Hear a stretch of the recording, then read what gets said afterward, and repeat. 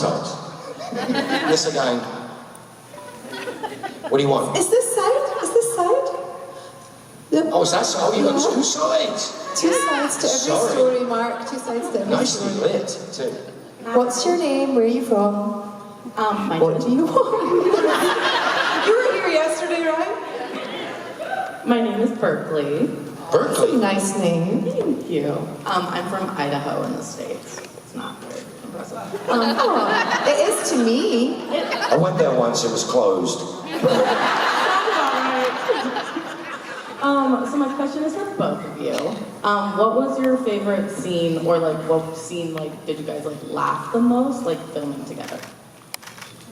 We talked about this yesterday, but I'm going to repeat myself because it was my favourite in a lot of ways. The end of season 11, you took one of the red things from the float, and you made it into a clown nose. God. And we did the whole scene. Rob was up in the plinth trying to keep a straight face. He Jared was up high, wasn't he? He was all up high. Jared had his finger through Misha's pant. It was all...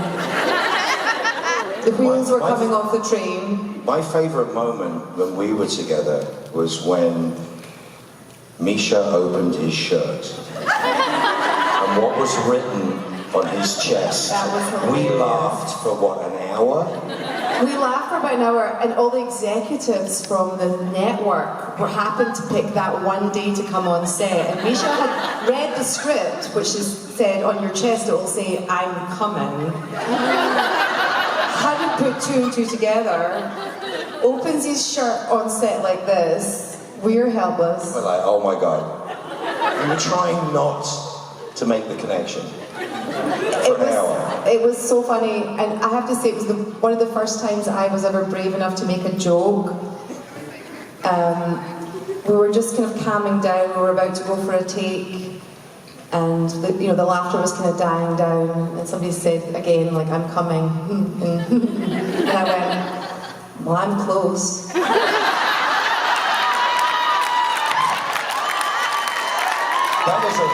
That was a very long scene, if I remember. That took a long time to shoot. My favourite, and always been my favourite, was the end of season 8. When we did the end of season 8, we happened to be the scene that starts with Elena's character with me tied to a chair that ends up, all the way through to Angels Falling, which is just this extraordinary thing. We shot the exterior in the worst weather I've ever seen, and the boys went through the window and all this stuff. And then the next 2 days, we were on set, in sequence, and we shot the whole piece in sequence. And it was just one of the most amazing times. I was talking to Jared about this. He goes, "This is some of the best stuff we ever did." It was terrific watching. I saw that episode before I auditioned. That was one of the episodes I watched. And I remember it. I mean, I can still see moments from it. And to be able to shoot in sequence is quite rare. Right? It is. And on Walker Independence, which we're shooting right now, there is a... You guys seen it yet? Oh, there is a huge episode coming up on Thursday. You're going to love it. It's so much fun. I'm having so much fun doing this. But when they can, they will shoot sequences in sequence, because it's great to be able to build on what you've done. Because, listen, when you're making TV, right, you can't shoot a scene in the Mental Letters that's in scene 3, and then do the rest of the episode, and then come back in scene 20 and shoot the Mental Letters again. You have to shoot scene 3 and 20 at the same time, because it's not cost effective to keep moving. You're there, you've got to do it, you finish everything that goes there. So the luxury of having great writers that will write you stuff that actually carries you through story, and it always makes it better, doesn't it? It always makes it better.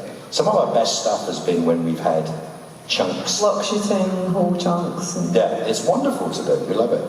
But season 8, the end of season 8 is great. Although I did like the end of season 9. You do know that Jared and Jensen were drinking at the last day. It was the last day of the series, of that season. The series have got, but the last day of season 9, and there was the Demon Dean moment. And so I can't confirm or deny this. You'll have to ask Jensen whether he was drinking at the time. I'd like him to confirm when he wasn't. So he's in the bed, and Tom Wright is going like, all I see is you and the silhouette in the doorway, the rest of it's up to you.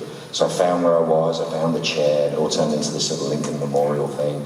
And it's this huge speech about, you know, let's go take a howl at that moon.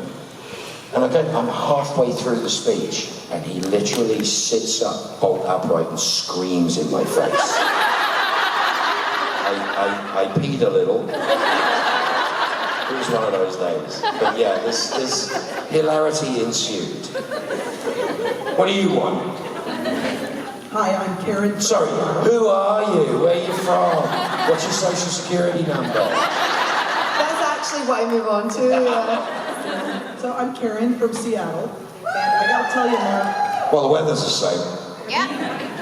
I have seen you at other cons for Supernatural years ago in Seattle, and you are like my fave. You're so good with the audience, and I hate them all, you know that, right? I just love it. I was so excited that you were here today. Well, you have the coronavirus to thank for that. During the coronavirus, I saw you, because I watched everything there was on Earth, I saw you play a million things, from Star Trek to Farscape to, you were in... Never on Farscape, but I love you. Oh, I'm sorry, what's the one with Serenity? Oh, Firefly. Oh, sorry. That's okay, I'm just messing with it. Anyway, my question to you is, you obviously have a lot of range. So, when you were in Supernatural, you played, you know, the King of Hell, the Crossroads Kisser, the Bootlicker, I mean, it's like everybody knows your name, you gave everybody big Well, names. that's Cheers. So, Everybody knows my name is Cheers, right? what was your favorite part, like when they wrote it in and you saw it, you were like, hell yeah. Which one was your favorite? Well, you know what? I've been really, really lucky over the years, as have we both, to do things that we love with people we love, and it's just the most wonderful thing. You texting? No, I'm doing something on purpose, which you'll see in a second. So, I can see him. things like this.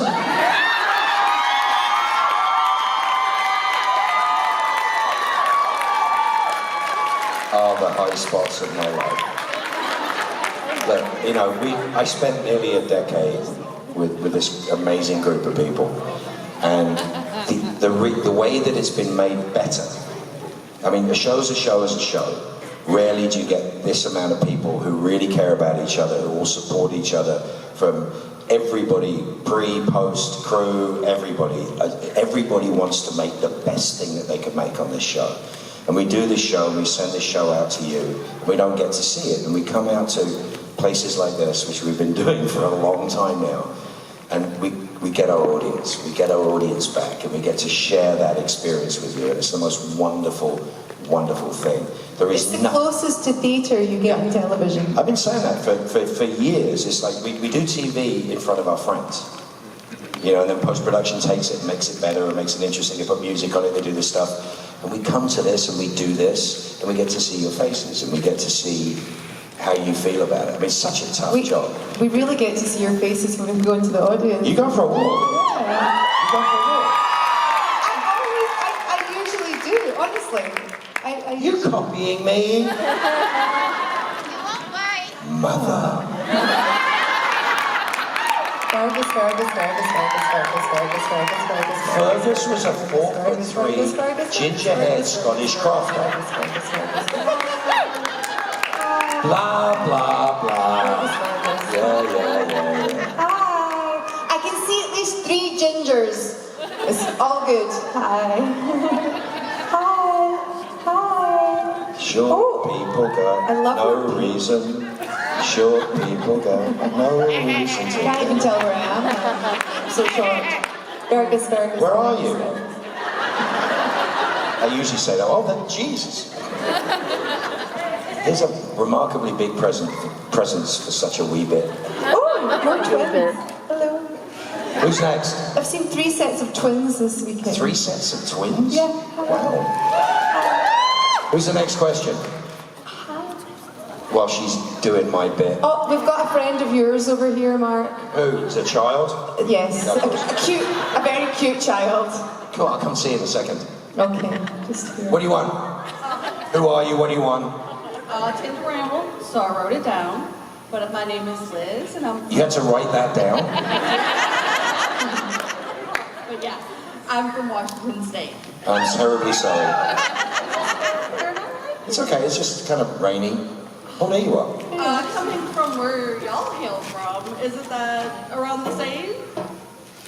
I live in Los Angeles. He's a Yankee now. I am. No, well, yeah. Actually, it's more south than the south. California is actually more south than most of the south. And yet somehow we're Yankees. You goddamn It's Yankee. weird, isn't it? Damn Yankees. That's a good music. Damn Yankees. What do you want? Well, former Southerner, but I agree with that. All right. So thank you all for giving us a show and fandom that we can draw strength, revelation, and inspiration from. You give us this fantastical world where we can draw parallels to our own triumphs, victories, and fates. I know I have several ways I relate deeply. You and every artistic soul that ever touched Supernatural have given us a once-in-a-generation series to distract us from all of life's problems. Personally, I suffer from a rare painful disorder. But no matter how long I'm bedridden, I know I'll always have a fandom to entertain me and heroes to remind me to always keep fighting. Are you a fan of any works of art, performance or otherwise, that gets you through the tough days and has a special place in your heart? Absolutely. And first of all, welcome, and you're amongst friends. Don't ever forget. That was a beautiful question. You put it so beautifully. Thank you. It's so lovely. But I don't trust anybody that's not a fan of something. It's not, if you don't have any passion in your life and you don't have any, I mean, this used to be the guilty secret of everybody, right? To love a TV show. And then if you got dressed up or you dyed your hair red to look like some short actress on television. Or you put on a wig, or you drank. You were pilloried and laughed at. That was not cool. I mean, it was cool to us, but it wasn't cool to them. And even now, if you watch like San Diego news when the Comic-Con's on, these people in suits sitting there going, "Yeah, all these weird people dressed up as furries, like walking down the street." And it's not true anymore. We got to the point where our voice counts, what we love, and the energy that we put into what we love, what we want to watch. They can't just serve us stuff up anymore. The great example is Battlestar Galactica, right? The original Battlestar Galactica, which is an incredible story, was taken and was literally used to try to rip off Star Wars fans. That was the era. Like, oh, Star Wars fans will like it, we'll do this, we'll do this, we'll do this. X amount of years later, Ron Moore goes, actually this story is really good and makes one of the best pieces of science fiction that's ever lived. So it's changing. So we have power. We have the ability to change what we see. We're voting with our thumbs, really. That's what it is. And I've always hated the word fan. Fan is a revolting word. Fan is short for fanatic. Right? As George Santayana said, a fanatic is one who redoubles his effort when he's lost sight of his aim.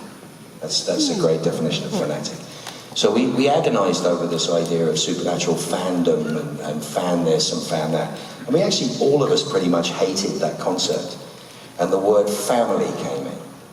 And because we have causes and we have things we believe in and we do these things that we really care about because we have this position. But then we've got the supernatural family who comes in behind it and makes it 1,000,000 times bigger, makes it 1,000 times bigger, makes it happen. This is a force for a lot of good, for a lot of compassion.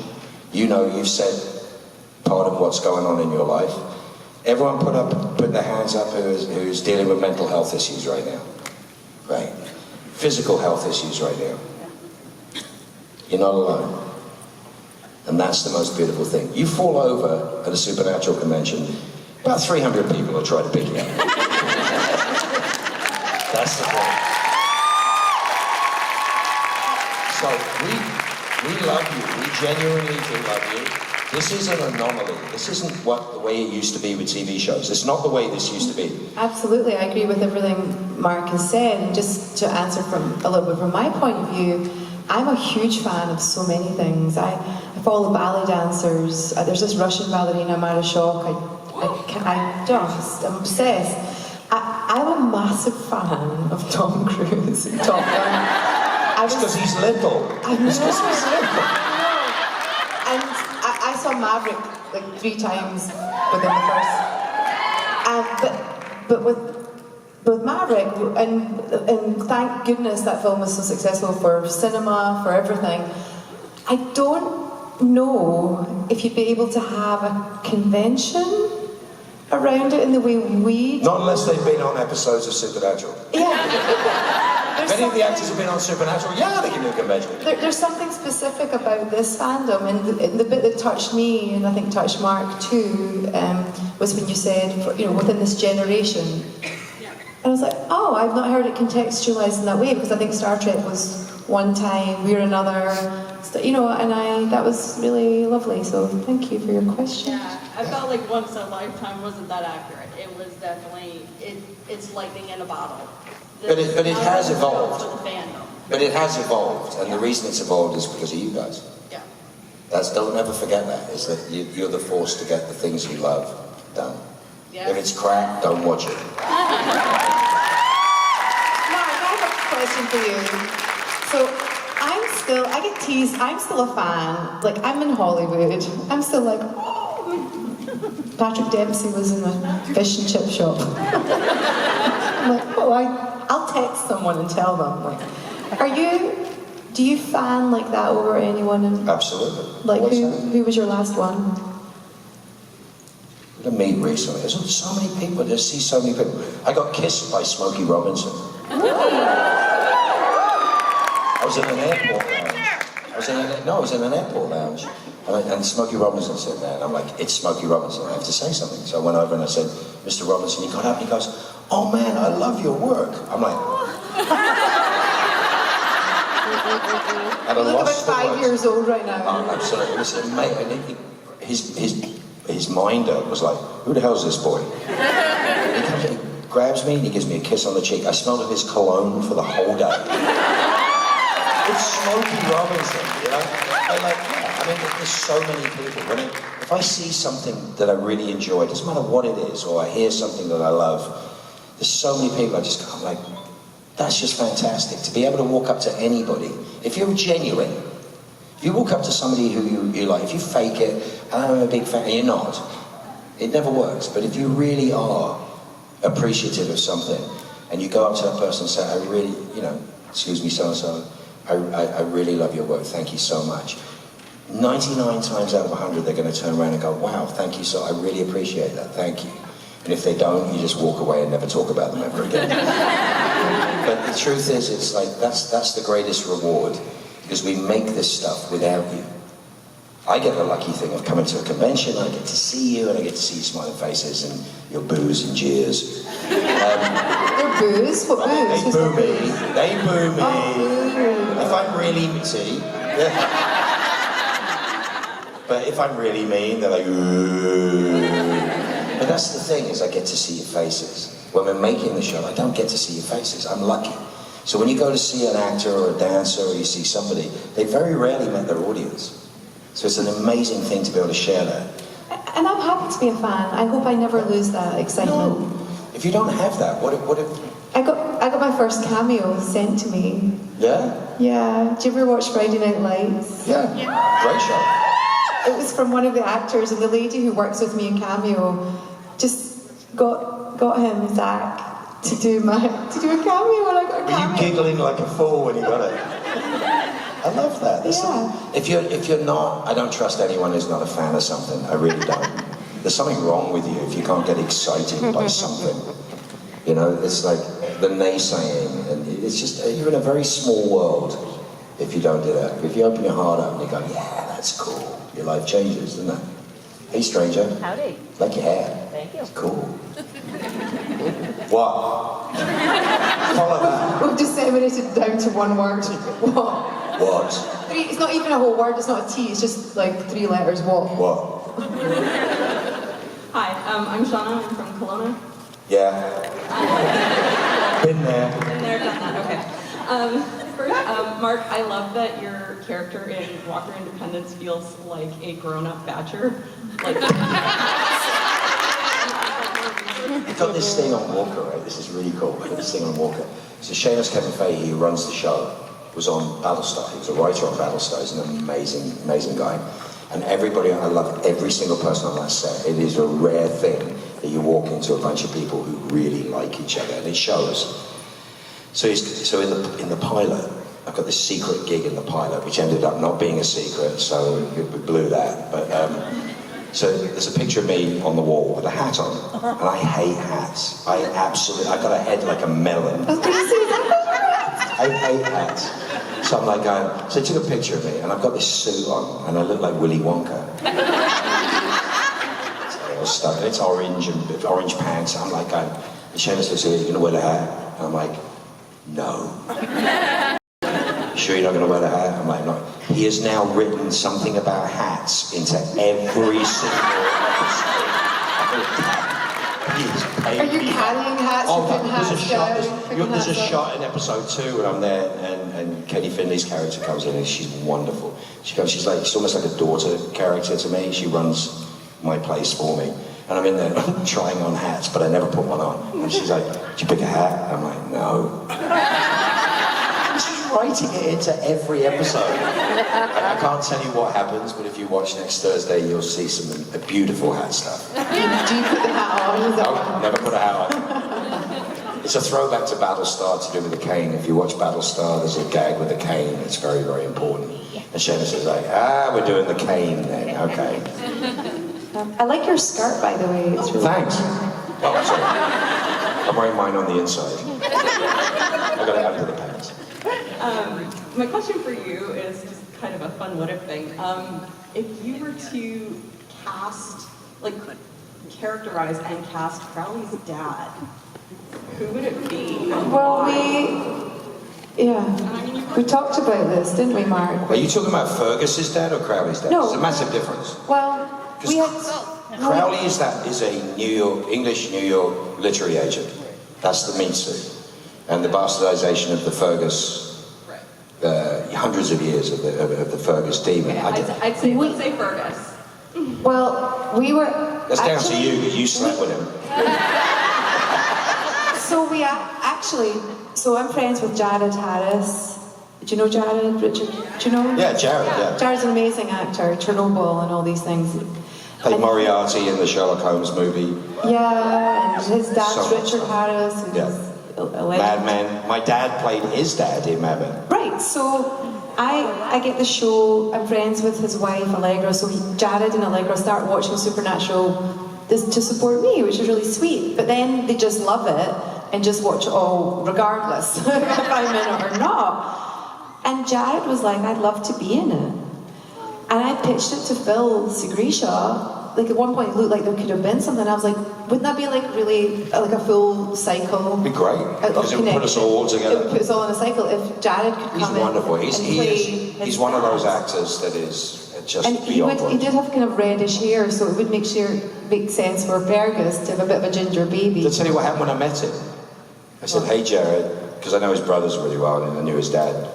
I said, "My dad played your dad on Mad Men." He goes, "I hope he treated you better than he treated me." Beat him with a stick. Yeah. It was fun. Also Michael Fassbender, Oh, yeah. because then I might have a love scene with Michael Fassbender. Well, because we both look good naked.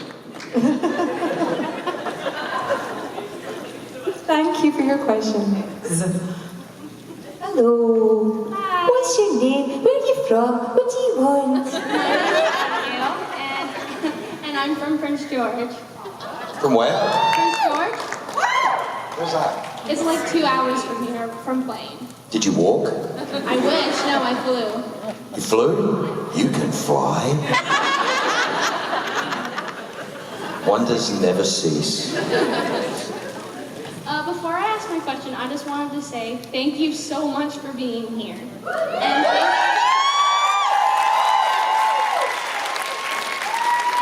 thank you so much for being on this show. And your guys' characters and you as actors and actress has helped me so much through Supernatural because you guys are one of my favorite characters, both of you.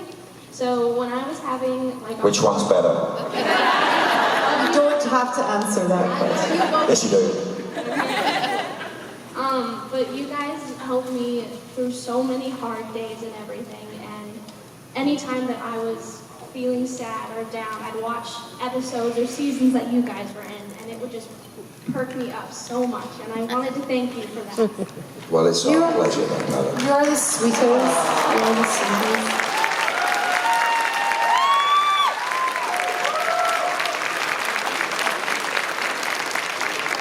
We're happy to have you here. I'm happy to be here. It's my first convention. Is this your first convention? I will tell you this, I guarantee you that everybody in this room, including us, has felt the way that you're feeling right now. It's pretty daunting, but the really cool thing, look at all these smiling faces and all these people that understand and all these people that know. This is magic. This is magic. The world is a tough, tough place right now. It has been for a while. You know, I've got kids, and it's just a hard place. It is not a fun place to be. And then you come to a room like this, and you walk into a room like this, and you hear this stuff, and you look at these faces, some of which I've known for years, some of which are brand new, and you just know, safe space, happy people, kind people, and you're going to make friends whether you like it or not. So you're going to find her the rest of the day, poke her, say nice things to her, give her a cookie every now and then, and she'll be good, right? So, did you have a question for Ruth? Well, no, I just want to, if I can, like, when people say to you when you're auditioning for drama college, why do you want to be an actor, why do you want to be an actor, and I really thought about the question, I really did, and like, I love other actors, I love writers, I love movies, I love all these things. Guitar players. I love performing, and I thought, why? Like, I tried to narrow it down, but what? And my company, because you have to come up with a corporation name, my company is kind of what you're talking about, because ultimately, the essence of why I try to be in this universe in any way, shape or form is I want to move people. Even like if I can move the needle 1 millimeter inside someone.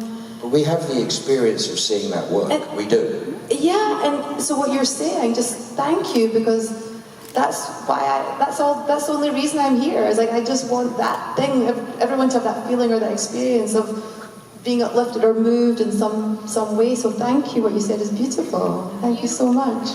You have helped me grow into a better person. Because you saw what not to do. I don't know about that, but the truth is, you did the work. You're here. And so when things look dark or things look difficult, just remember you've done this before. You've been here before, and there's a lot of people who have been through exactly the same thing. And you're not alone, and you'll never be alone. So there's the truth. It's a harsh world out there, but rooms like this make it all so much better, right? Right, guys? Yeah. You didn't be brave and ask her a question, right? So if you guys could go back to your younger selves, like you guys, when you first got the call that you were on Supernatural, if you had 10 minutes with them, what would you tell them about the show, about your life, about the fandom that this would create? What would you tell them? I wouldn't say a thing. I think the discovery of all this has been so delicious. The journey, every moment of the journey, not knowing, has been so delicious, and because there's been so many lovely surprises along the way, so many bonuses, so many more episodes than I could have imagined. I wouldn't spoil it. It's been perfect. Even the hard stuff's been perfect. I wouldn't whisper a single other thing in my ear. It's been perfect. It's the journey, isn't it? It's the journey. You're right. 100%. It's there's no more 15-year television series. There's no more. There's no more of that. It's not going to happen. It's not the way that the system works. It's not what happens. And this is a gem. And this is like, I keep seeing people who have just started watching Supernatural. That's the mind-blowing thing to me. Netflix. Yeah. It's a whole new generation, right? Yeah. So you got kids. That guy could be my kid. Jesus. Yeah, but you guys, some of you guys were kids when you first watched it, you know, and then now there's new kids watching it, which I just think is beautiful.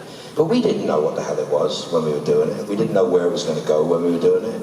Yeah. It's the best experience. I was warned, like even there was even a newspaper article, it was like, yeah, if you want job security, you don't want to be in Supernatural. Like, well, You're going to die at least twice. Yeah. But the truth, yeah, but I would say watch out for Jared. That's what I would say. Maybe that. Yeah, that's about it. It's like you see the big one that, who you should. That's the guy you watch out You for. just physically watch out for him because Yeah. he's such a powerful puppy, he might knock you over. Well, you know why the whole moose, right? The whole moose thing happened, right? Is because they were trying to find a way for me to insult him for like, I don't know, 5 episodes. It was like Gigantor, Mop-Headed Lumberjack, Giraffe, Jolly Green, that was it. Right? And this went on for ages, and there's this wonderful moment with Crowley and Dean in my burnt-out mansion, and I literally say, you know how good Jensen's timing is, right? He's just so, his timing is so good. I was like, where's your moose? And he goes, oh, he just went to, and that was it. Because Jared is like, he's got more upper body strength than any person I know. More upper body strength than he knows what to do with. Exactly. It gets him into big trouble. But as far as I'm concerned, and don't tell him I said this, he's got chicken legs. So, some of you are Canadians, right? Yeah, some of you are Canadians, and you know what a moose is. A moose is a killing machine designed to kill drivers of cars. So you have 4 sticks and 2.5 tons of driver killer delivered on sticks. So the car hits the sticks fold up, and that thing comes through your windshield. And that's all I can see when I look at it. It's true, one time, quite early on, he gave me a hug, and I think he thought he was being funny, he just let all the strength go from his legs, so that actual thing, I'm not a car. And we both ended up lying on the ground in the middle of the convention hall. I couldn't sustain it. Well, if you were a car, you'd be a Mini, or a little Fiat Topolino. Okay, I can take that, a little red one. Cute.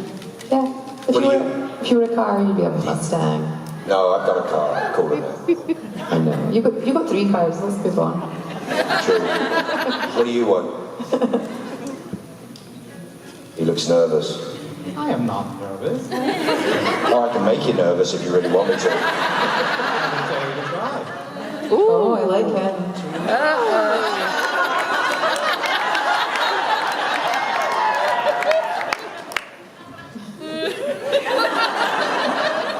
Oh dear, dear, dear. What's the question? The question is, Mr. President, are you approving of the Queen Mother's running of hell? The Queen Mother? Well, She was a fly-fishing, gin-drinking horse gambler. Oh, you mean her? Her indoors. You're the Queen Mother? Oh, that's the No, I'm best just- picture no, I've ever seen. I'm just the queen. By the way, it's just been replaced by the King, so it's just, you know. Yeah, I think, listen, I'm just, I love the way the story goes, and even when it was time for me to go and go do the other things I was doing, I was just so genuinely happy that my friends got to continue and do what they do best, and it was just a wonderful, wonderful experience to watch you guys. That's true. When I told Mark what was going to happen in my story, he was like, I'm so delighted for you. I'm so happy that the story Genuinely, because it's a special thing. What do you guys want? We're just here to do our job, sir. Just move the Did you table. hear her playing your drums? No. No. She played your drums, she was good. What? The hell? She goes, now I understand why you do this. I want to say it was not my idea, was It it? was my idea. That's a good idea. Yeah, it was a good idea. I was pretty loud. Did you bang him pretty hard? I smashed the shit out I of bet it. you did. So that's what this is. Welcome to my world. So, have we hit that time? I think we've hit that time. It's time for you to say Time to hit the farewell high for road. now.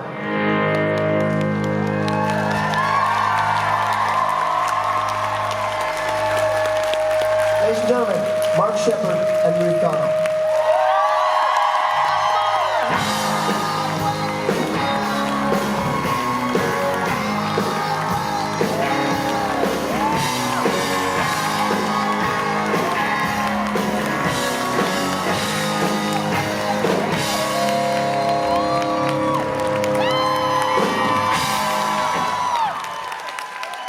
There they go on the highway back to hell. Rowena and her son, little Fergus Kraus.